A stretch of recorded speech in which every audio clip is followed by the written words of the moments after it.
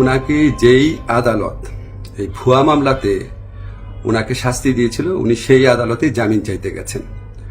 যদি কোনো আদালত কাউকে 1 বছরের বেশি শাস্তি দেয়, তাহলে সেই আদালত দোষী সাব্যস্ত ব্যক্তিকে জামিন দিতে পারবে না, জাস্ট পারবে না, কোনো স্কোপ নাই।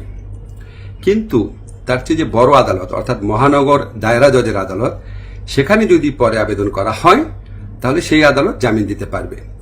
আমি আইন মন্ত্রণালয়ের দায়িত্ব পাওয়ার পর মাহমুদুর রহমান ভাইয়ের স্ত্রী ও সাংবাদিক শফিক রহমান, ওনারা যখনই আবেদন করেছেন সাজা স্থগিত করার, সেই আবেদনে আমাদের মতামতের ভিত্তিতে ওনাদের সাজা স্থগিত করা হয়েছে। মাহমুদুর রহমান ভাই এই আবেদন করলে অবশ্যই আইন মন্ত্রণালয় থেকে ওনার সাজা স্থগিতের জন্য আমরা সুপারিশ করতাম।